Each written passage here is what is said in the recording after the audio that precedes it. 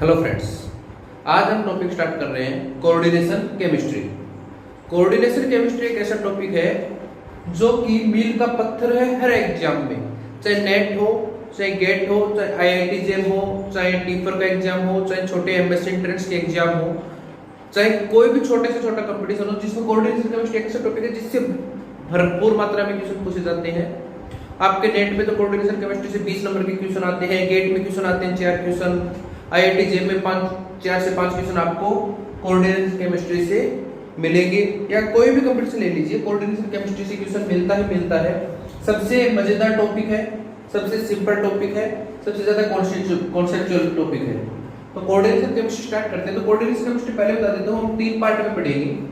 पहला है basic part, दूसरा पार्ट है थ्योरीज और तीसरा पार्ट है एडवांस, है ना।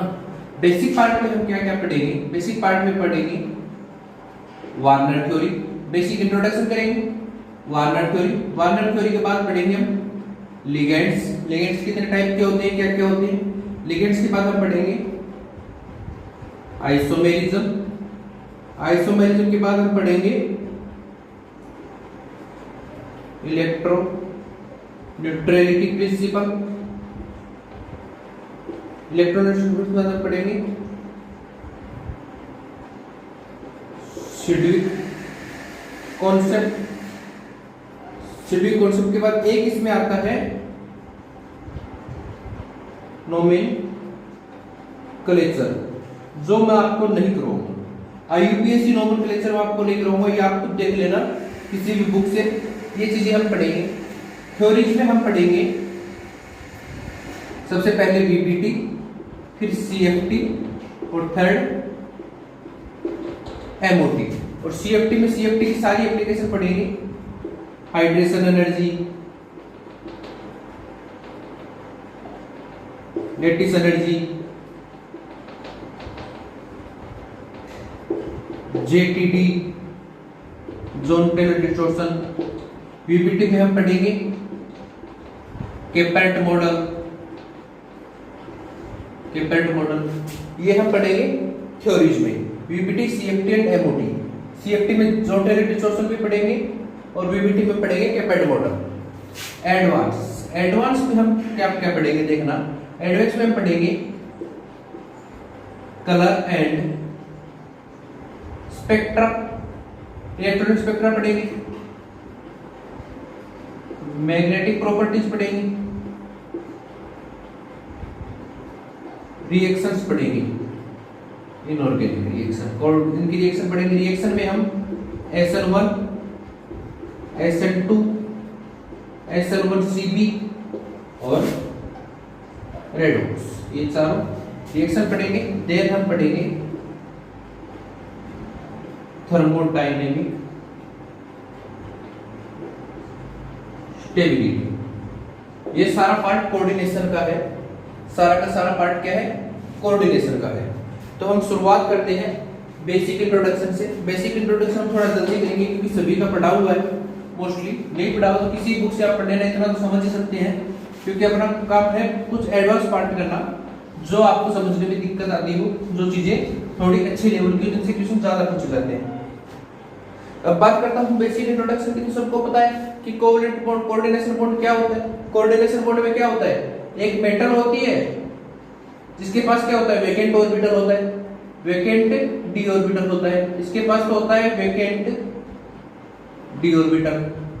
एक लिगेंड होता है जिसके पास क्या होता है? Filled orbital. ये फील्ड ऑर्बिटल से अपना लिगेंड इसकी पट्टी पे डोनेट करता है और आपस में ओवरलैप कर लेता है। यही ओवरलैप वही जैसा as a covalent bond and coordination bond में कोई फर्क नहीं होता बॉन्ड बनने के बाद। पहले फर्क होता है कि इसमें पट्टी होता है, इसमें फील्ड होता है। कोवैलेंट बॉन्ड में क्या होता है? ए के पास एक इलेक्ट्रॉन होता है, बी के पास एक इलेक्ट्रॉन होता है, बाद में क्या बनता है? बी। इसमें और इसमें कोई फर्क है क्या? बॉन्ड बनने के बाद कोई फर्क नहीं है। तो coordination bond is a covalent bond. ये कोवैलेंट बॉन्ड का ही एक टाइप है। स्पेशल टाइप है कि इसमें दोनों का एक एक इलेक्ट्रॉन शेयर होता है, इसमें एक के दो इलेक्ट्रॉन शेयर होते हैं, इसमें एक का एक भी इलेक्ट्रॉन शेयर नहीं होता है। ठीक है, तो मेटल देखो लिगेंड इलेक्ट्रॉन दे रहा है तो ये किसकी तरह बिहेव करता है, लेविस बेस की तरह या फिर न्यूक्लियोफाइल की तरह। और मेटल जो इलेक्ट्रॉन ले रहा है वो किसकी तरह बिहेव करता है, लेविस एसिड की तरह या फिर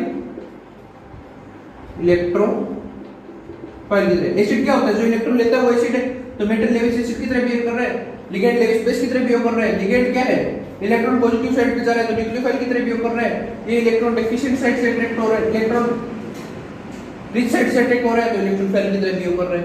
तो ये नॉर्मल बेसिक था, जैसे कि मेटल लेविस एसिड की तरह बिहेव करता है, लिगेंड लेविस बेस की तरह बिहेव करता है, ये फील्ड ऑर्बिटल रखता है, ये वीकेंट ऑर्बिटल रखता है।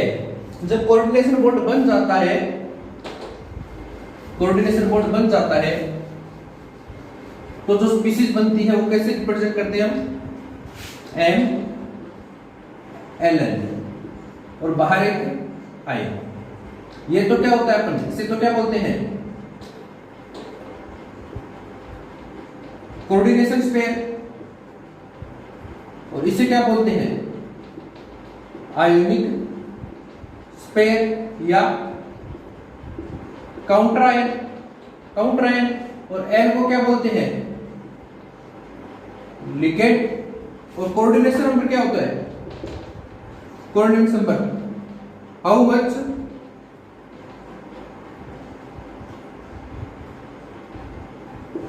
कोऑर्डिनेशन बॉन्ड फॉर्म्ड बाय ये मेटल। एक मेटल ने कितने कोऑर्डिनेशन बॉन्ड फॉर्म किए वो उसका क्या कहलाता है, कोऑर्डिनेशन नंबर कहलाता है। तो इसे बोलते हैं कोऑर्डिनेशन स्पेयर, इसे बोलते हैं आयनिक स्पेयर या काउंटर आयन्स, और इसे बोलते हैं कोऑर्डिनेशन स्पेयर। ठीक है, इसके अलावा एक थ्योरी और दी गई, एडिशनल कंपाउंड और additional compound.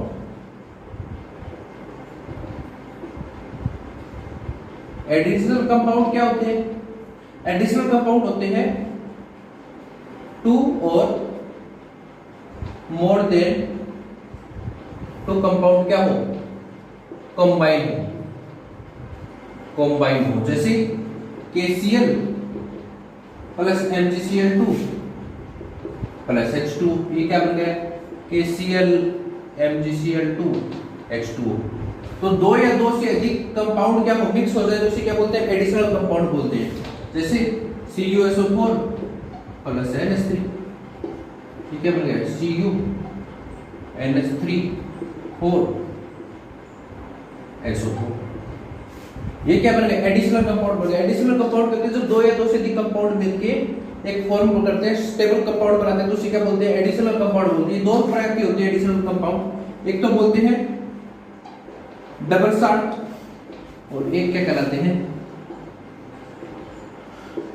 Coordination compound. Additional compound दो होते हैं, डबल साल्ट या कोऑर्डिनेशन कंपाउंड। डबल साल्ट क्या होते हैं, डबल साल्ट वो होते हैं जो सॉल्यूशन में, in solution give individual test. Ion, हर आयन का इंडिविजुअल टेस्ट होता है। जब इसे सॉल्यूशन में डिवाइड जाए तो प्रत्येक आयन अपना इंडिविजुअल टेस्ट दे, इस प्रकार के कंपाउंड एडिशनल कंपाउंड क्या कहते हैं, डबल साल्ट। जैसे अपन बात करें L1 K2SO4 Al2 SO4 की होल क्यूब 24 H2O। यदि मैं इसे वाटर में डिसॉल्व करूंगा तो ये K प्लस का भी टेस्ट देगा, Al प्लस 3 का भी टेस्ट देगा और SO4 माइनस 2 का भी टेस्ट देगा। ईच आयन अपना इंडिविजुअल टेस्ट देता है सॉल्यूशन में। इस प्रकार के एडिशनल कंपाउंड क्या बोलते हैं, डबल साल्ट। लेकिन कोऑर्डिनेशन कंपाउंड में क्या होता है, note dissociate completely, completely dissociate नहीं होता।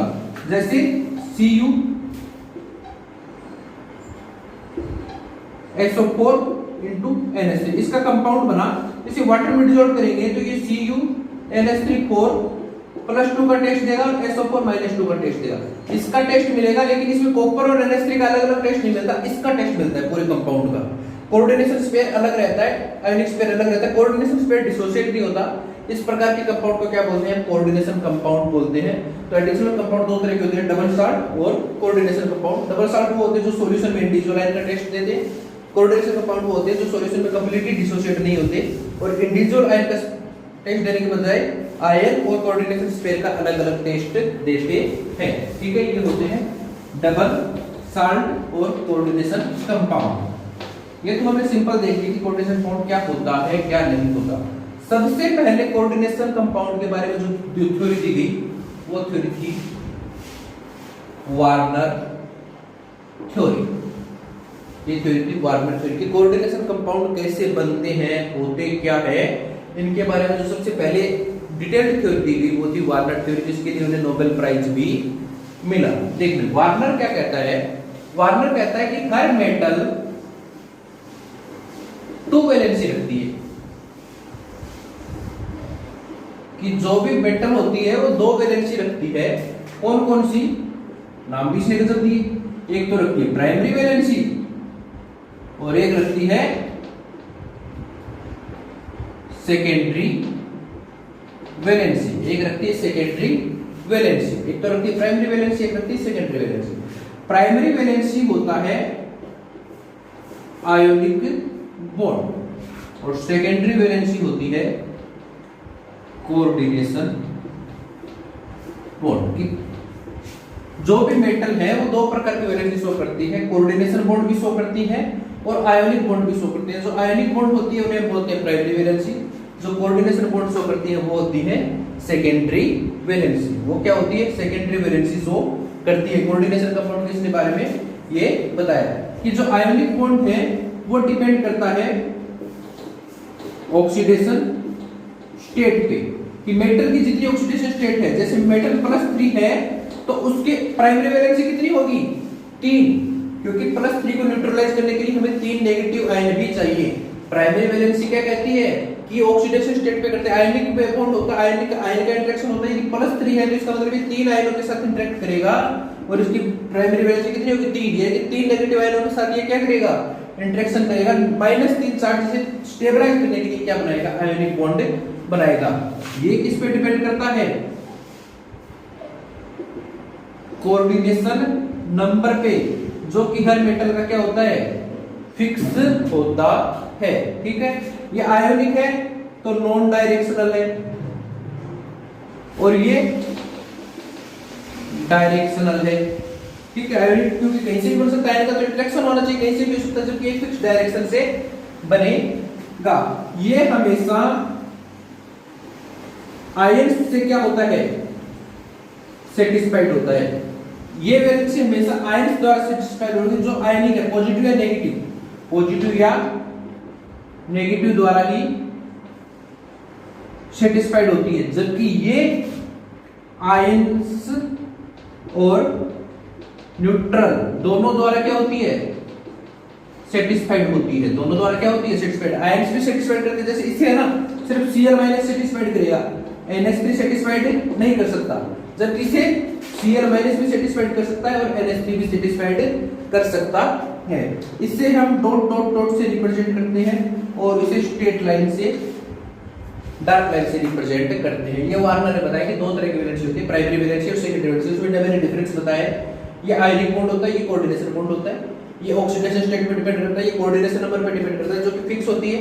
ये नॉन डायरेक्शनल होती है, ये डायरेक्शनल होती है, क्योंकि आयन तो कहीं से भी इंटरेक्ट कर सकता है, जबकि कोऑर्डिनेट बॉन्ड बनेगा तो एक फिक्स डायरेक्शन से बनेगा। ये सिर्फ और सिर्फ आयंस द्वारा सेटिस्फाइड होगी, पॉजिटिव आयंस या नेगेटिव आयंस द्वारा, जबकि ये आयंस और न्यूट्रल आयन दोनों, न्यूट्रल स्पीशीज दोनों से सेटिस्फाइड हो सकते हैं। इसे हम डॉट डॉट से रिप्रेजेंट करते हैं, इसे हम क्या करते हैं, डैश से रिप्रेजेंट करते हैं।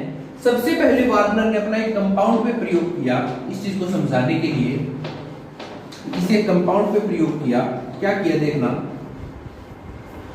वार्नर ने एक कंपाउंड लिया COCl3, इसकी NH3 के साथ रिएक्ट करवा दी, NH3 के साथ रिएक्ट करवा दी। COCl3 लिया, उसका NH3 के साथ रिएक्ट करवा दिया और NH3 के साथ रिएक्ट करवा दिया, तो उसे 4 टाइप के कंपाउंड मिले। 4 टाइप के कंपाउंड मिले। पहला मिला ग्रीन, दूसरा इसे मिला पर्पल, तीसरा इसे मिला, फिर पहला इसे मिला येलो, तीसरा इसे मिला ग्रीन और चौथा कलर इसे मिला वॉयलेट। हुए। इसे चार, इसकी जब इसने रिएक्शन करवाई तो इसे चार कंपाउंड मिले। कौन कौन से मिले? CO NH3 Cl3, CO NH3 5 Cl2, CO NH3 4 Cl2 Cl, CO NH3 4 Cl2 Cl, इसलिए चार कंपाउंड मिले। इसमें COCl3 लिया, इसकी रिएक्शन इसने NH3 के साथ करवाई अलग अलग रेशियो में, तो इसे चार तरह के कंपाउंड मिले, चार कलर के कंपाउंड मिले। इसकी स्ट्रक्चर इसने कैसे पता लगाई? तो इसे चार कलर के कंपाउंड मिले, है ना, क्योंकि कोबाल्ट +3 चार्ज था, +3 चार्ज था तो प्राइमरी वैलेंसी क्या रहेगी? +3 रहेगी। इसे कैसे पता चला कि ये चार ही बने? इसने क्या किया, AgNO3 के साथ इसकी रिएक्ट करवाई, AgNO3 की रिएक्ट करवाई तो इस कंपाउंड येलो वाला कंपाउंड ने क्या दिया? 3AgCl दिया, 3AgCl दिया, येलो वाले कंपाउंड ने 3AgCl दिया। इसका मतलब क्या? तीन क्लोराइड आयन क्या होंगे? आयनिक फॉर्म में होंगे। 3AgCl दिया, इसका मतलब तीन क्लोराइड आयन किसके फॉर्म में होंगे? आयनिक फॉर्म में होंगे। तो तीनों आयनिक फॉर्म में है तो तीनों बाहर चले गए, यही तो कोऑर्डिनेशन कंपाउंड क्या बोलता है? जैसे ये Ml6X है कि ये आयनिक है, ये बाहर डिसोशिएट हो सकता है, जबकि अंदर वाला डिसोशिएट नहीं होता। तो इसकी जब इसने AgNO3 के साथ रिएक्शन करवाई येलो वाले कंपाउंड को, तो 3 AgCl मिले। इसका मतलब 3 क्लोराइड बाहर है, 3 क्लोराइड बाहर है तो कोऑर्डिनेट 6 क्या होंगे? अंदर होंगे। पर्पल वाले की इसने जब AgNO3 के साथ करवाई तो 2 AgCl मिले। इसका मतलब बाहर कितने क्लोरीन है? 2। एक क्लोरीन कहां चला गया? अंदर चला गया, क्योंकि कोबाल्ट प्लस 3 की आयोनिक स्पीशीज कौन पूरी करेगा? क्लोरीन ही पूरी करेगा। NH3 कर सकता है क्या? नहीं कर सकता। फिर ग्रीन वाला इसने क्या बोला कि एक AgCl मिला, और वायलेट वाले में भी एक AgCl मिला। तो इसने बोला कि एक AgCl मतलब दोनों क्लोरीन बाहर है, एक क्लोरीन बाहर है, दो क्लोरीन इसके अंदर है। तो इसके डिस्कस में इसने क्या बोला कि आयोनिक स्पीशीज तो सिर्फ प्राइमरी वैलेंसी पूरी करती हैं, लेकिन वो सेकेंडरी वैलेंसी भी पूरी कर सकती हैं। इसने क्या बताया कि जो आयनिक स्पीशीज है, आयंस है, वो प्राइमरी वैलेंसी भी पूरी कर सकते हैं और सेकेंडरी वैलेंसी भी पूरी कर सकते हैं। प्राइमरी सेकेंडरी वैलेंसी हमेशा फिक्स है, CO+3 के लिए 6 है तो 6 ही रहेगी। वो आयंस भी पूरे कर सकते हैं और न्यूट्रल भी पूरे कर सकते हैं। तो ये इसने बताया कि दो प्रकार की वैलेंसी होती है, एक कोऑर्डिनेशन, एक आयोनिक। आयोनिक आयंस द्वारा पूरी होती है, जो बाहर रहती है, नॉन डायरेक्शनल होती है। कोऑर्डिनेशन आयंस द्वारा भी पूरी हो सकती है और न्यूट्रल द्वारा भी पूरी हो सकती है। कोऑर्डिनेशन हमेशा फिक्स रहती है, फिक्स ही रहेगी। 6 है तो 6 ही रहेगी, 6 है तो 6 ही रहेगी। आयोनिक डिपेंड करती है किस पे? मेटल के ऑक्सीडेशन स्टेट। +3 है तो आयोनिक हमेशा कितनी होंगी? 3 होंगी। 3 होंगी तो वो तीनों बाहर भी हो सकती है, वो अंदर से पूरी हो सकती है। जैसे इसमें आयोनिक 2 दिख रही है ना, तो ये क्लोरीन किसकी तरह काम कर रहा है? आयोनिक की तरह भी कर रहा है, और यहाँ पे जो क्लोरीन है वो प्राइमरी वैलेंसी का भी काम कर रहा है, प्लस सेकेंडरी वैलेंसी का भी काम कर रहा है। दोनों का काम कर रहा है, क्योंकि इसकी स्पीशीज से पूरी करनी है। तो इसके यदि मैं रिप्रेजेंटेशन करूंगा तो कैसे करूंगा? CO NH3 Cl3 का रिप्रेजेंटेशन करूंगा तो कैसे करूंगा? CO सेकेंडरी वैलेंसी कितनी है? 6 की 6 पूरी किससे कर रही है? NH3 से। प्राइमरी कितनी है? 3। तीनों कौन पूरी कर रहा है? क्लोरीन। तो प्राइमरी किसे दिखाएंगे? डैश से, सेकेंडरी किसे दिखाएंगे? बेस से, है ना। फिर दूसरा बनाऊं मैं CO NH3 Cl2। इसकी स्ट्रक्चर बनाऊं तो देखना, कोबाल्ट सेकेंडरी कितनी है? 6 है, तो 6 बना दो। क्लोरीन सॉरी NH3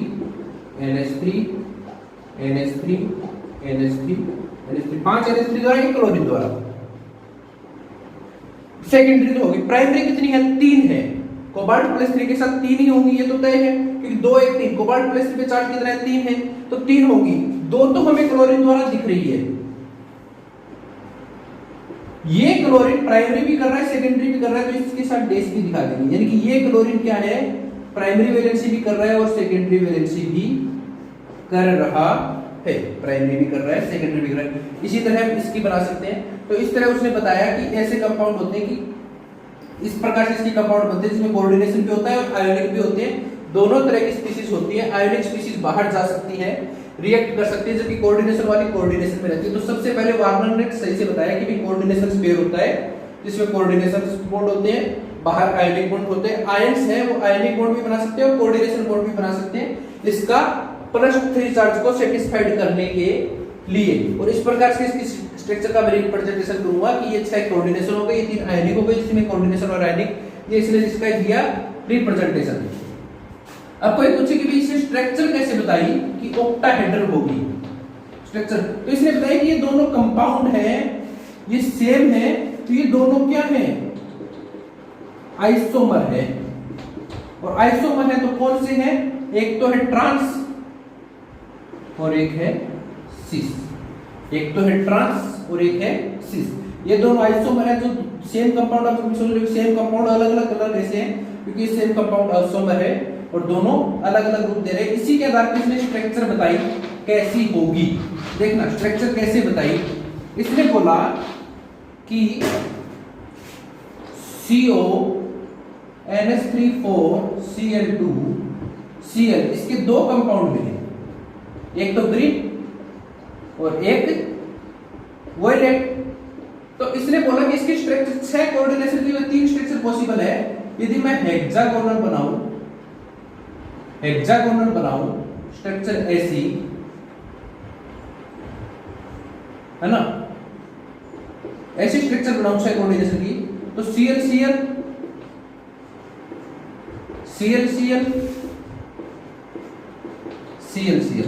कितने अब आइसोमर आने चाहिए, 3 आए, कितने 2, यानी कि हेक्सागोनल तो नहीं है। इसलिए बोला कि इसकी स्ट्रक्चर हेक्सागोनल हो सकती थी, लेकिन हेक्सागोनल होती तो 3 आइसोमर आते, लेकिन 3 तो नहीं आए, कितने आए 2, यानी कि हेक्सागोनल नहीं हो सकती। यदि इसकी स्ट्रक्चर ट्राइगोनल प्रिस्मेटिक होती, ट्राइगोनल प्रिस्मेटिक कौन सी स्ट्रक्चर होती है, ऐसी दोनों त्रिभुज एक ही साइड,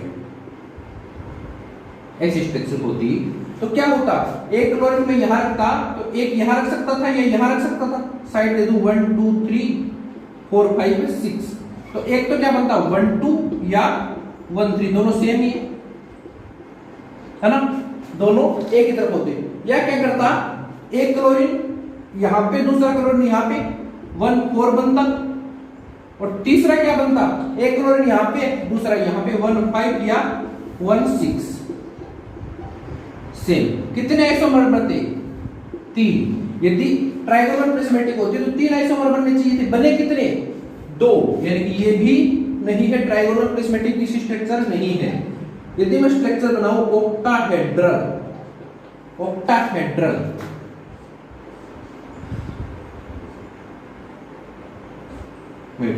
तो यहां पे 2 स्ट्रक्चर पॉसिबल है कि एक बार तो क्लोरीन क्या हो सिस हो और एक बार क्लोरीन क्या हो ट्रांस हो। 2 ही आइसोमर पॉसिबल है और 2 बन रहे हैं, इसका मतलब यदि स्ट्रक्चर क्या बनेगी, ऑक्टाहेड्रल बनेगी। यहां से वार्नर ने स्ट्रक्चर डिटरमाइज किया कि 6 कोऑर्डिनेशन होता है तो स्ट्रक्चर बनती है ऑक्टाहेड्रल। हालांकि ये चीजें बाद में गलत साबित हुई, सारी स्ट्रक्चर बनती है, ये भी बनती है, ये भी बनती है, ये भी बनती है, कब क्या बनती है वो हम आगे पढ़ेंगे पीपीटी में, सीएफटी में। पर इसने मोस्टली बता दिया कि इसकी स्ट्रक्चर ऑक्टाहेड्रल है। क्यों है, इस प्रकार है कि 2 आइसोमर है, 2 आइसोमर ये पॉसिबल है, इसकी ऑक्टाहेड्रल होती है, और कोऑर्डिनेशन कंपाउंड 6 कोऑर्डिनेट हो तो स्ट्रक्चर होती है ऑक्टाहेड्रल, और 4 कोऑर्डिनेट हो तो स्ट्रक्चर होती है स्क्वायर प्लानर, क्योंकि इसने स्टडी की Pt+2 और Pd+2 पे, इसकी स्ट्रक्चर होती है स्क्वायर प्लानर। ये वार्नर ने बताया कि इसकी स्ट्रक्चर ऑक्टाहेड्रल होती है और इनकी स्ट्रक्चर क्या होती है, स्क्वायर प्लानर होती है। ये बताया वार्नर ने, ठीक है। इसके बारे में थ्योरीज और AgCl के बारे में, इसके बारे में इसे क्या मिला, नोबेल प्राइज मिला। हालांकि इसमें बहुत सी कमियां निकली, और कंपाउंड है जिनकी ये स्ट्रक्चर नहीं बता सका, जिनके बारे में ये प्रॉपर्टीज नहीं बता सका, तो वार्नर थ्योरी इस तरीके से फेल हो गई। लेकिन ये वार्नर थ्योरी के मेन फीचर्स थे प्राइमरी वैलेंसी, सेकेंडरी वैलेंसी, कैसे क्या पूरी होती है, कैसे स्ट्रक्चर का इसने डिटरमिनेशन किया। यहां से इसने एक्सपेरिमेंट भी किया, AgCl के साथ किया, तो उसने जो आयंस निकाले उसके आधार पर उसने कंडक्टिविटी बताई। आपको यदि इसकी कंडक्टिविटी पूछे CO NH3 6 Cl3 CO NH36 Cl2 NH35Cl और CO NH34 Cl2 Cl। इसकी कंडक्टिविटी का ऑर्डर पूछिए कि कंडक्टिविटी का ऑर्डर क्या होगा, तो साफ दिख रहा है कंडक्टिविटी क्या होती है, जितने ज्यादा आयन उतनी ज्यादा कंडक्टिविटी। यहाँ पे आयन 4 है, यहाँ पे 3 है, यहाँ पे 2 है। जो वार्नर ने बताया था AgCl के साथ कि यहाँ 3 AgCl बने, यहाँ 2 AgCl बने, यहाँ 1 AgCl बना, मतलब सबसे ज्यादा आयन यहाँ है, तो सबसे ज्यादा कंडक्टिविटी क्या होगी, यहाँ होगी। और ये आयंस के आधार पर आप कोलिगेटिव प्रॉपर्टीज भी बता सकते हैं। कोलिगेटिव प्रॉपर्टीज यदि पूछे सबसे ज्यादा वेपर प्रेशर किसका है, इसका है। बॉइलिंग पॉइंट पूछे तो अपने को पता है कोलिगेटिव प्रॉपर्टी जितना ज्यादा होती है उतना क्या होता है, इवेपोरेशन इन बॉइलिंग पॉइंट, तो सबसे ज्यादा बॉइलिंग पॉइंट। फ्रीजिंग पॉइंट ये किसका ऑर्डर है, बॉइलिंग पॉइंट, ये वेपर प्रेशर। फ्रीजिंग पॉइंट पूछे तो हम जानते हैं कि जितने ज्यादा आयंस होंगे फ्रीजिंग पॉइंट में डिप्रेशन उतना ही ज्यादा होगा, यानी सबसे कम फ्रीजिंग पॉइंट इसका होगा, सबसे ज्यादा इसका होगा। यहां से हम कोलिगेटिव प्रॉपर्टीज भी बता सकते हैं। ठीक है, ये थी वार्नर थ्योरी, जिससे आपसे क्वेश्चन पूछे तो कैसे करने समझ में आ गए। प्राइमरी और सेकेंडरी वैलेंसी में कई बार डिफरेंस पूछता है, कई बार रिप्रेजेंटेशन पूछता है। अब हम बात कर रहे हैं next topic, that is ligand, classification of ligand. अब हम बात कर रहे हैं क्लासिफिकेशन ऑफ लिगेंड। ज्यादा डिटेल में नहीं पढ़ाऊंगा, सिर्फ और सिर्फ थोड़ा सा आइडिया दूंगा, जो जरूरी चीजें उनके बारे में बात करूंगा। बाकी लिगेंड आप किसी बुक से पढ़ लेना, लिगेंड कौन कौन से होते हैं, उनके क्या क्या नाम होते हैं, कौन बाइडेंटल होता है, कौन टेट्राहेड्रल होता है, कौन मोनोडेंटल होता है, सिर्फ एक आइडिया दूंगा। तो लिगेंड मैंने बता दिया क्या होता है। लिगेंड एक इलेक्ट्रॉनिक स्पीशीज होती है जिसके पास एक क्या हो, लोन पेयर हो, उसे क्या बोलते हैं, लिगेंड बोलते हैं। तो लिगेंड जब इलेक्ट्रॉन देता है तो हम दो वर्ड बात करते हैं, एक तो बात करते हैं डेल्टिसिटी की, जो हम यहाँ पे बात करेंगे, और आगे कभी हम ऑर्गेनोमेटिक्स पढ़ेंगे तो वहां पे हम बात करेंगे हेप्टिसिटी की। हेप्टिसिटी की दो वर्ड आते हैं, डेल्टिसिटी और हेप्टिसिटी, दोनों डिफरेंट चीज है, दोनों अलग अलग चीज नहीं। मोस्ट लोग कंफ्यूज रहते हैं, दोनों को एक ही चीज मान के बैठे रहते हैं। किसी की हेप्टिसिटी पूछे तो वही है, डेल्टिसिटी पूछे वही है। तो डेल्टिसिटी क्या होता है, number of lone pair donated bye A species, कितने नंबर ऑफ लोन पेयर उसने दिए वो क्या कहलाती है, उसकी डेंसिटी। जैसे NH3 है, उसके पास एक लोन पेयर है तो डेंसिटी क्या है, 1 है। डेंसिटी क्या है, 1 है। जैसे H2O है, H2O एक ही लोन पेयर देता है तो उसकी डेंसिटी क्या है, 1 है। डेंसिटी क्या है, 1 है। जैसे EN है, हम आगे पढ़ेंगे, एथिलीन डाइमीन 2 लोन पेयर देता है तो डेंसिटी क्या है, 2 है। क्या है, 2 है। लेकिन हेप्टिसिटी क्या होता है, hapticity number of lone pairs donated नहीं होता, हेप्टिसिटी होते हैं number of atoms of ligand connected with metal. Metal से कितने लिगेंड के एटम कनेक्ट है उसे क्या बोलते हैं, हेप्टिसिटी बोलते हैं। जैसे NH3 है, इसमें सिर्फ और सिर्फ नाइट्रोजन कनेक्ट होगा तो हेप्टिसिटी भी क्या आएगी, 1 आएगी। डेंसिटी भी क्या हुआ, 1 भी हुआ। H2O है, इसमें सिर्फ और सिर्फ H2 कनेक्ट है तो क्या आएगा, 1 आएगा। लेकिन मैं बात करता हूं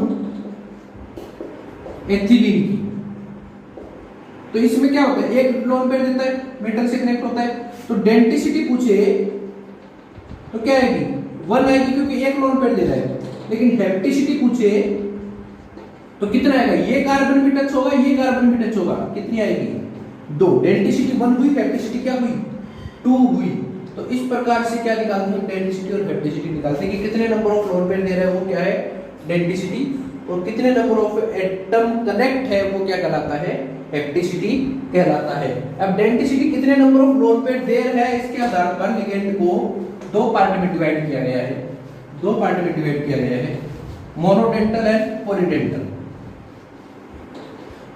इसके आधार पर 2 पार्ट में डिवाइड किया गया है, मोनोडेंटल एंड पॉलीडेंटल। मोनोडेंटल नाम से समझ आ गया, एक लोन पेयर डोनेट करेगा, वो लिगेंड जो एक लोन पेयर डोनेट करेगा क्या बोलते हैं, मोनोडेंटल लिगेंड बोलते हैं।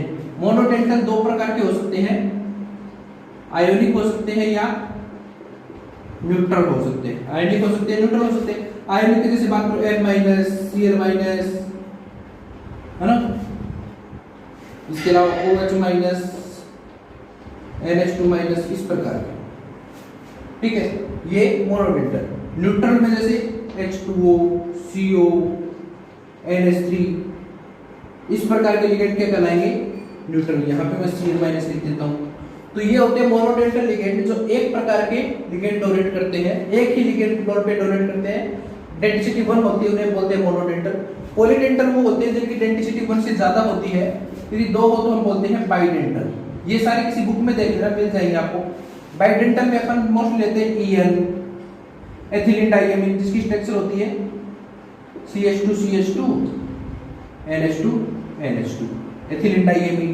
इसके अलावा लेते हैं ऑक्जिलेटो, ACAC है, और DMG, ग्लाइसिनेटो, ये सारे क्या है, बाइडेंटल है। ट्राइडेंटल में क्या होता है, फिक्स ही है। EN का क्या कर दो, ये है एथिलीन डाइएमीन, इसे कर दो आप ट्राई, एथिलीन ट्राइएमीन। यदि मैं यहाँ पे एक और जोड़ दूं CH2CH2 NH, CH2CH2 NH2, और इधर भी क्या है, इधर था ही था NH2CH2, तो ये एक लोन फिर यहाँ देगा, एक यहाँ देगा, एक यहाँ देगा, तो कितने बनाएगा, 3, ट्राइडेंटल।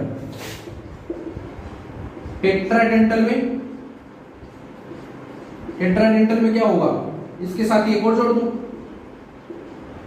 NH2 CH2 CH2 NH2 CH2 CH2 NH2, एक ये देगा, एक ये देगा, एक ये देगा, एक ये देगा, 4 देगा। इसी प्रकार से पेंटाडेंटल हो जाएगा। और एक फेमस है हेक्साडेंटल का एग्जांपल। डेंटल में एक फेमस एग्जांपल कौन है, हेक्साडेंटल। लिगेंड्स के बारे में, हेक्साडेंटल। हेक्साडेंटल में कौन फेमस है, EDTA, ethylene diamine tetra acetate,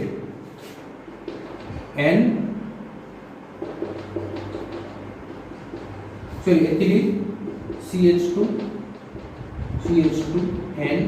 N CH3 COO minus, CH3 COO minus, CH3 COO minus, CH3 COO minus. इसमें क्या है, 4 तो ऑक्सीजन डोनर होते हैं, 4 तो ऑक्सीजन और 2 नाइट्रोजन, ठीक है।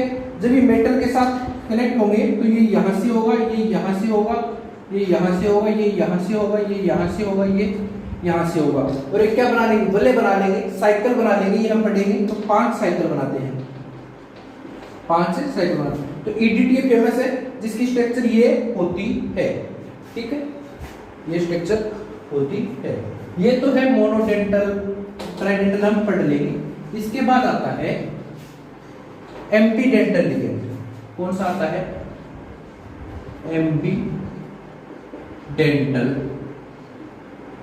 लिगेंड। एम्पीडेंटल लिगेंड क्या होते हैं, वो लिगेंड जो मोनोवैलेंट हो और क्या हो, डिफरेंट साइट टू डोनेट। जो डिफरेंट साइट रहती है, एम्पीडेंटल का मतलब होता है उभय तत्व, यानी कि जो मोनोवैलेंट हो लेकिन दो एक से ज्यादा साइट रखें, कभी किसी से दे दे, कभी किसी से दे दे। डोनेट करने के लिए जिनके पास एक से ज्यादा साइट हो, मोनोवैलेंट हो, वो क्या कराते हैं, एम्पीडेंटल लिगेंड। जैसे HCN माइनस, HCN माइनस, यहां देखो नाइट्रोजन से भी डोनेट कर सकता है और सल्फर से भी कर सकता है। करेगा कितना, एक ही, दोनों कभी नहीं करेगा, दोनों कभी नहीं करेगा, एक ही डोनेट करेगा। ये तो नाइट्रोजन करेगा, ये सल्फर करेगा, लेकिन दोनों में से किसी से भी कर सकता है। तो हम इस प्रकार के लिगेंड को क्या बोलते हैं, एम्पीडेंटल लिगेंड। जैसे NO2 माइनस, इसमें नाइट्रोजन भी डोनेट कर सकता है और ऑक्सीजन भी कर सकता है। एक बार तो क्या कर सकता है, ये N double bond O metal कर सकता है, कई बार ये कर सकता है ना। तो ऑक्सीजन भी कर सकता है और नाइट्रोजन भी कर सकता है। इस प्रकार के लिगेंड को क्या बोलते हैं, and HCl minus, NO3 minus, H2O3 minus 2 ambidentate ligand बोलते हैं। Cl माइनस, CO ये सब क्या है एम्बीडेंटल, जिसमें इसमें कार्बन और ऑक्सीजन दोनों कर सकते हैं, इसमें कार्बन और नाइट्रोजन कर सकते हैं, इसमें सल्फर और ऑक्सीजन कर सकते हैं, नाइट्रोजन ऑक्सीजन कर सकते हैं, सल्फर नाइट्रोजन कर सकते हैं। लेकिन याद रखना देखो NH2 मोनोवेलेंट होता है, मोनोवेलेंट होता है, मोनोवेलेंट होता है, लेकिन यहां से ये भी कर सकता है, ये भी कर सकता है, लेकिन ये एम्बीडेंटल नहीं है। क्यों? क्योंकि यहाँ पे भी नाइट्रोजन है, यहाँ पे भी नाइट्रोजन है, दोनों साइड क्या होनी चाहिए different, carbon oxygen carbon nitrogen. इसे आप एम्बीडेंटल नहीं बोल सकते क्योंकि दोनों क्या है नाइट्रोजन है। अब एम्बीडेंटल का तुम्हें नेचर पूछे तो कैसे डिसाइड करोगे एम्बीडेंटल की कौन कितना देगा? एम्बीडेंटल के सबसे जरूरी क्या है कि एनर्जी गैप शुड बी लो। देखना HCl है, HCl माइनस, एक सल्फर एक नाइट्रोजन है, दोनों क्या है लो एनर्जी है। तो देखना यहाँ पे क्या होगा, ये तो सल्फर का होमो है, ये नाइट्रोजन का होमो है, नाइट्रोजन का होमो है, तो ये भी डोनेट कर सकता है और ये भी डोनेट कर सकता है, दोनों पास पास है, दोनों पास पास है, दोनों पास पास है, तो ये भी डोनेट कर सकता है, ये भी डोनेट कर सकता है। जब मैं Cl माइनस का बनाऊंगा तो ये कार्बन का होमो है और ये नाइट्रोजन का होमो है, तो ये भी डोनेट कर सकता है, ये भी कर सकता है, लेकिन डिफिकल्टी ज्यादा होगी, नाइट्रोजन कम डोनेट करना चाहेगा, कार्बन ज्यादा जल्दी करेगा क्योंकि इसका होमो ऊपर है। ये कॉन्सेप्ट कहां से आया कि जो जितना ज्यादा इलेक्ट्रोनेगेटिव होता है उसकी एनर्जी उतनी क्या होती है कम होती है। हम केमिकल बॉन्डिंग में पढ़ेंगे, जो जितना ज्यादा इलेक्ट्रोनेगेटिव होता है उसकी एनर्जी उतनी ही कम होती है, तो नाइट्रोजन लोअर पे जाएगा। जब मैं CO की बनाऊंगा तो कार्बन ये और ऑक्सीजन ये, तो ये तो दे देगा, ये देना चाहेगा क्या? नहीं देना चाहेगा, ये बिल्कुल नहीं देना चाहेगा। तो एम्बीडेंटल ऑर्डर पूछे तो एम्बीडेंटल ऑर्डर क्या आएगा, HCl माइनस सबसे ज्यादा, फिर Cl माइनस का, फिर CO का, ये एम्बीडेंटल ऑर्डर रहेगा। CO तो कोई बहुत मजबूरी हो गई ना तो ही देगा, वरना ऑक्सीजन देगा ही नहीं, सिर्फ कार्बन से ही जाएगा, सिर्फ कार्बन से ही जाएगा, ऑक्सीजन नहीं देगा क्योंकि इसका एनर्जी के बहुत ज्यादा है, बहुत ज्यादा। ये तो दोनों कंपैरेटिवली इक्वल है तो दोनों दे सकते हैं, यहाँ पे ये दोनों दे सकते हैं, लेकिन इसका चांस कम होगा और यहाँ पे ऑक्सीजन का चांस बहुत ही कम होगा। ठीक है, ये आ गया आपका एम्बीडेंटल लिगेंड। नेक्स्ट लिगेंड हम पढ़ते हैं फ्लक्शनल ligand, फ्लक्शनोरियल ligand.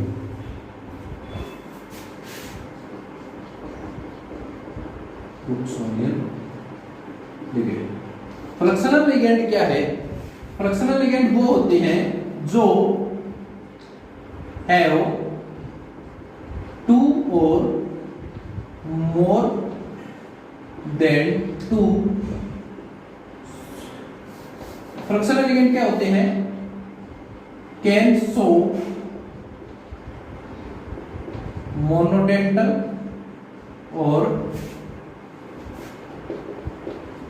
पॉलीडेंटल according to condition. फ्लक्शनल ligand क्या होते हैं? वो लिगेंड होते हैं जो चाहे तो मोनोडेंटल दिखा दे, चाहे तो पॉलीडेंटल दिखा दे, डाइडेंटल ट्राइडेंटल, अपनी मर्जी से। कंडीशन पे डिपेंड करता है कि वो मोनोडेंटल भी दिखा सकते हैं, पॉलीडेंटल भी दिखा सकते हैं, उनकी मर्जी है। जैसे CO3-2 नॉर्मली क्या होता है?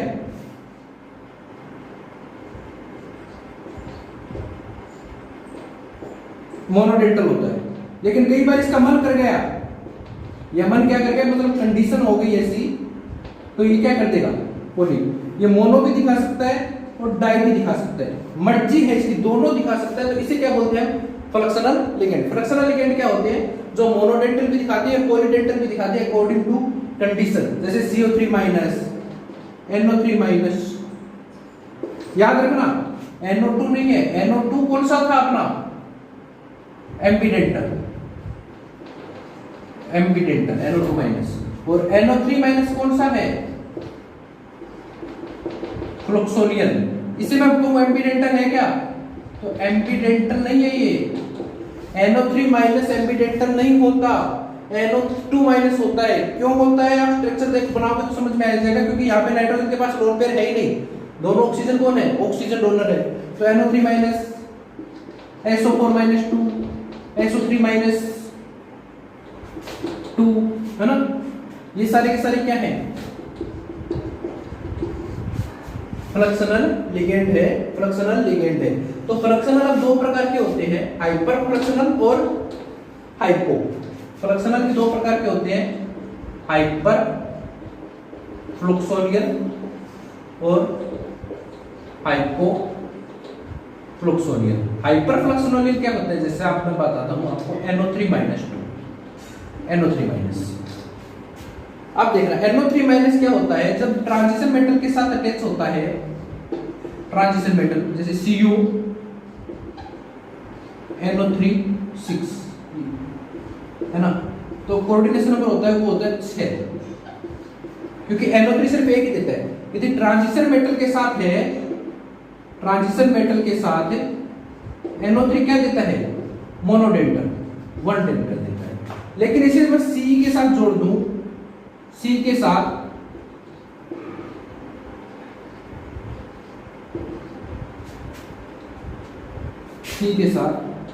NO3- को जोड़ दूं, तो सेलेनियम क्या कहता है, अभी मुझे तो ज्यादा चाहिए।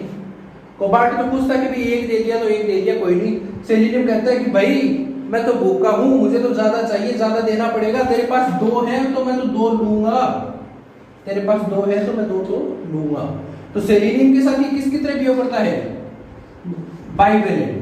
नाइट्रेट NO3- है, वो ट्रांजिशन मेटल के साथ मोनोवेलेंट होता है, और F ब्लॉक के साथ क्या किसकी तरह बिहेव करता है, बाइवेलेंट की तरह बिहेव करता है। तो एक वैलेंट से 2 वैलेंसी कर सकता है, तो इस प्रकार की वैलेंसी को क्या बोलते हैं, hyper fluxionality, hyper fluxional behaviour. NO3- transition metal के साथ मोनोवेलेंट होता है, लेकिन F ब्लॉक के साथ आके ये बाइवेलेंट हो जाता है। तो इस प्रकार की फ्लक्सनल बिहेवियर को क्या बोलते हैं, हाइपर फ्लक्सनल, हाइपर फ्लक्सनल।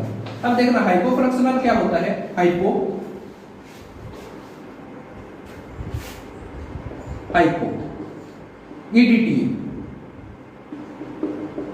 EDTA क्या होता है, 6 कोऑर्डिनेट होता है, 6 कोऑर्डिनेट होता है। स्ट्रक्चर अपन ने पढ़ाई थी,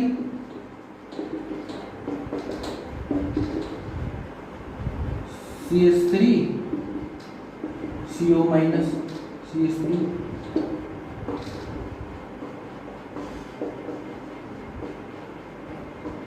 ये हुई थी। लेकिन मैं क्या करूँ, ये EDTA था, EDTA इसमें चार्ज क्या था, -4 था। मैं क्या करूँ, एक साइड को हाइड्रोजन से भर दूं, हाइड्रोजन से भर दूं, तो इसे क्या लिखा जाएगा, HEDTA। इसमें चार्ज क्या आएगा, -3। तो यदि ये कर दिए तो कोऑर्डिनेशन नंबर कितनी होगी इस बार, 1 2 3 4 5 ही बचे ना, कोऑर्डिनेशन नंबर कितनी हो गई, 5 हो गए। यदि मैं एक साइड और हाइड्रोजन से भर दूं तो क्या लिखूंगा, H2 EDTA। कोऑर्डिनेशन नंबर कितना हो गया, 4 हो गए। 4 में कौन होगा, 2 ऑक्सीजन और 2 नाइट्रोजन, 2 ऑक्सीजन और 2 नाइट्रोजन। तो इस प्रकार के बिहेवियर को क्या बोलेंगे हम, हाइपोफ्लेक्सिनिलिटी। हाइपो, ये 6 से 5 आ रहा है, 5 से 4 आ रहा है। जब 1 से 2 गया, जैसे NO3-, तो इससे मैंने क्या बोला, हाइपर। और 6 से 5 आया, जैसे EDTA, इसे क्या बोला, हाइपो। तो ये याद रखना, ये इंपॉर्टेंट है। एक बार पेपर में भी आया था, ये वहां पे H2 EDTA लिखा हुआ था, तो काफी लोगों ने सीधा 6 कोऑर्डिनेशन नंबर लगा दिया। H2 EDTA का 6 नंबर कोऑर्डिनेशन लगा दिया, जबकि H2 EDTA का 6 नहीं होता, कितना होता है, 4 होता है। ठीक है, 4 होता है। EDTA चार्ज और कोऑर्डिनेशन नंबर, चार्ज होता है -4, कोऑर्डिनेशन नंबर 6। HEDTA कर दिया, इसका मतलब एक ऑक्सीजन हाइड्रोजन से ऐड कर दिया, तो चार्ज होगा -3, कोऑर्डिनेशन नंबर 5। H2 EDTA कर दिया तो क्या कर दिया, 2 ऑक्सीजन को हाइड्रोजन से ऐड कर दिया, चार्ज -2, कोऑर्डिनेशन नंबर 4। ये याद रखना है EDTA के बारे में। ठीक है, ये है फ्लक्सनल लिगेंड, फ्लक्सनल लिगेंड। अब हम बात करते हैं ब्रीजिंग लिगेंड। अब हम किसकी बात करते हैं, bridging ligand. Bridging ligand, bridging ligand क्या होते हैं, ब्रीजिंग लिगेंड होते हैं वो लिगेंड जो 2 मेटल के साथ कनेक्ट हो सकते हैं। यहां पे मेटल एक नहीं है, मेटल कितनी है, 2 है। तो ब्रीजिंग लिगेंड से पहले मैं दूसरा लिगेंड पढ़ाता हूं, वो पढ़ाता हूं मैं चिलेटिंग लिगेंड। चिलेटिंग लिगेंड कि लिगेंड मोनोडेंटल या बाइडेंटल हो गए, ये कैसे डिसाइड होगा। चिलेटिंग लिगेंड क्या होते हैं, वो लिगेंड जो पॉलीडेंटल हो, पॉलीडेंटल हो वो मेटल के साथ क्या करते हैं, चिलेट फॉर्मेशन कर देते हैं। जैसे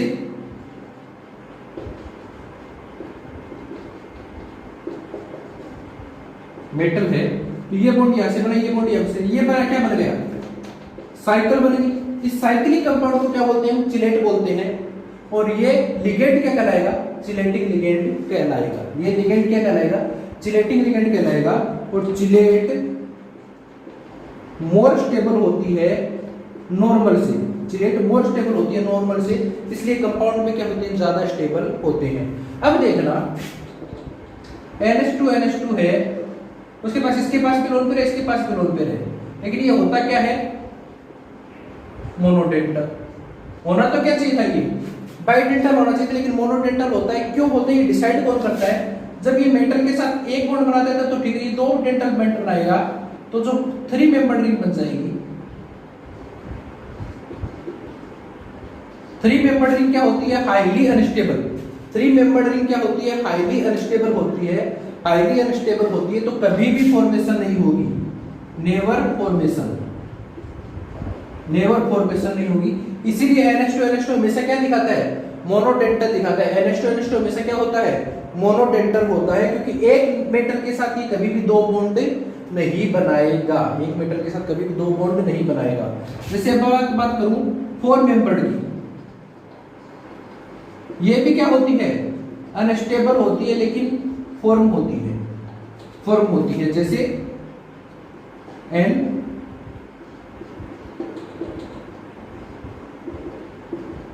कितने मेंबर है, 4 मेंबर, ये बनती है लेकिन अनस्टेबल होती है, लेकिन फॉर्मेशन होती है, फॉर्म हो जाती है।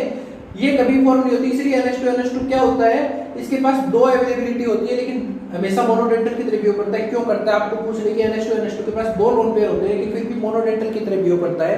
क्यों करता है, इसीलिए करता है क्योंकि यहाँ पे 3 मेंबर्ड रिंग बनती है जो कि हाईली अनस्टेबल होती है, जबकि यहाँ पे 4 मेंबर्ड से स्टेबल हो जाएगी। EN है, वो भी क्या बनाता है, chelating, 5 membered highly stable, highly stable, 5 membered highly stable होता है, सबसे ज्यादा स्टेबल होता है, इसीलिए ये सबसे ज्यादा स्टेबल होगा।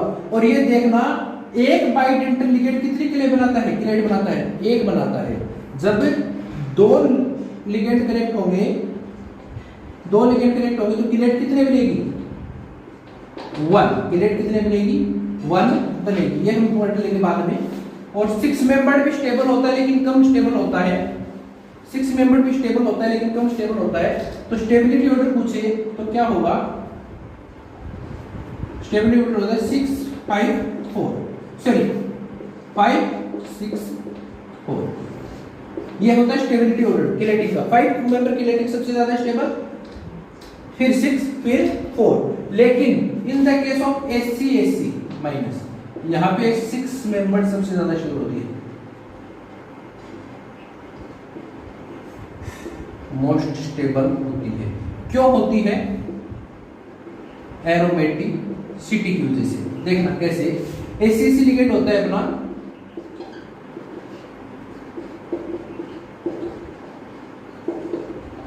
ये होता है, यहां पे मेटल कनेक्ट होगी, है ना, ये कनेक्ट होगी तो ये यहां पे आ गया, ये यहां पे आ गया, तो क्या बन गया,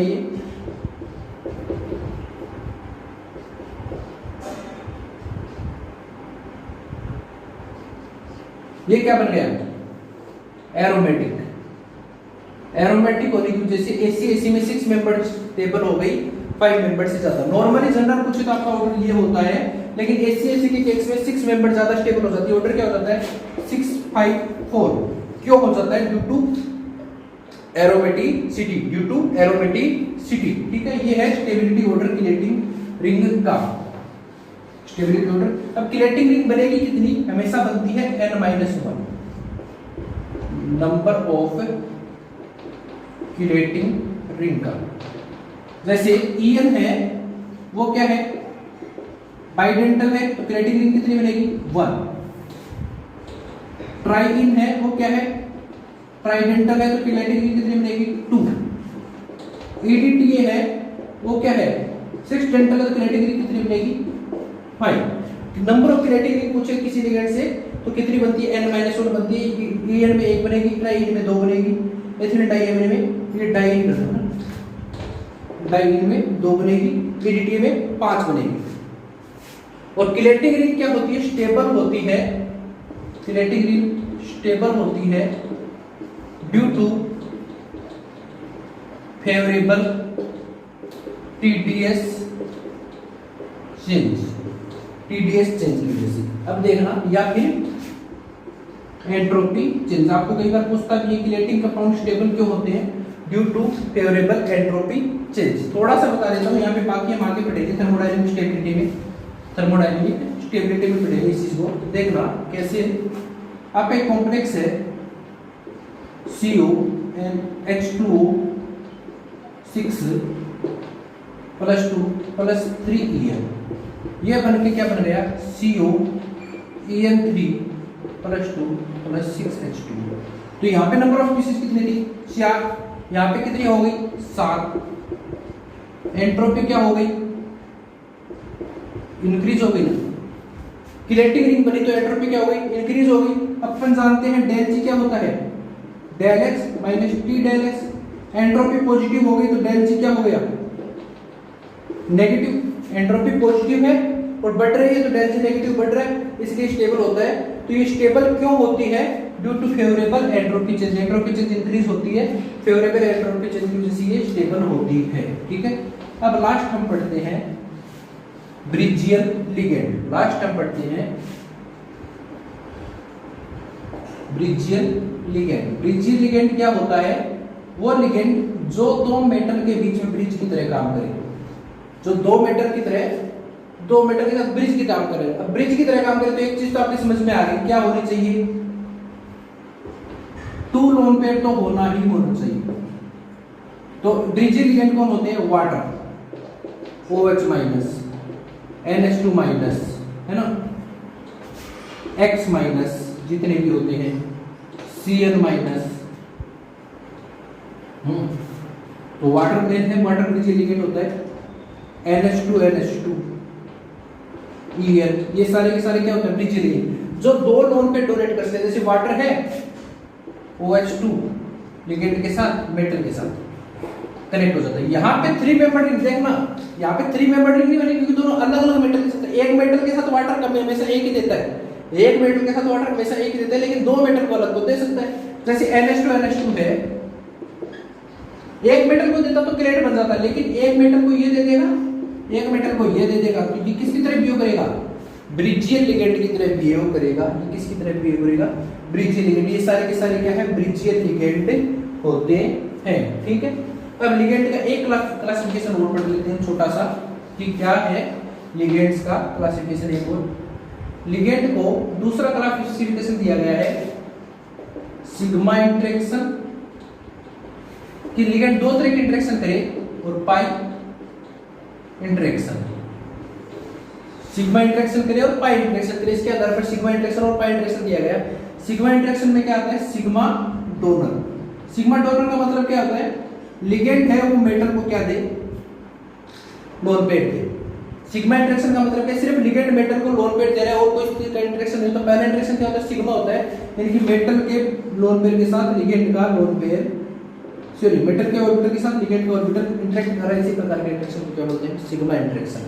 जब सिर्फ और सिर्फ एक बॉन्ड फॉर्मेशन और लिगेंड अपना लोन पेयर मेटल के विपरीत ऑर्बिटल में दे रहा है, तो इस प्रकार का इंटरेक्शन क्या कहलाता है, सिग्मा इंटरेक्शन कहलाता है। इसे इस प्रकार के लिगेंड को हम क्या बोलते हैं, सिग्मा डोनर लिगेंड बोलते हैं। इसके एग्जांपल है H2O NH3, है ना, ROH etc।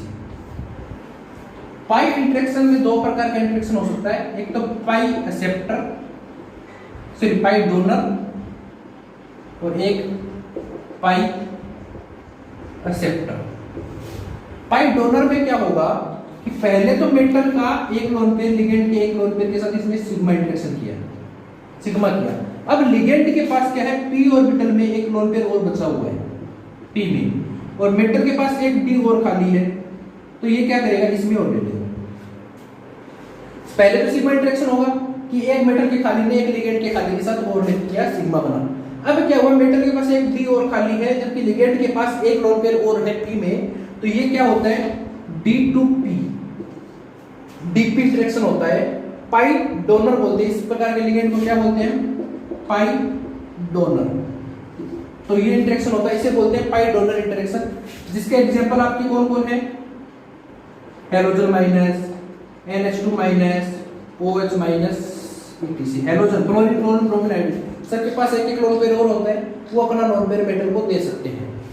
अब पाई इस प्रकार का देखना, ये सिग्मा डोनर में सिर्फ एक ही बॉन्ड बना, तो इसे हम बोलते हैं मोनोवैलेंट यूनिडायरेक्शनल, मोनोवैलेंट यूनिडायरेक्शनल। यहां पे देखना बॉन्ड कितने बने, दो, तो इसे हम बोलेंगे बाइवैलेंट, बाइवैलेंट। दो डायरेक्शन क्या है, लिगेंड से मेटल, लिगेंड से मेटल, यूनिडायरेक्शनल,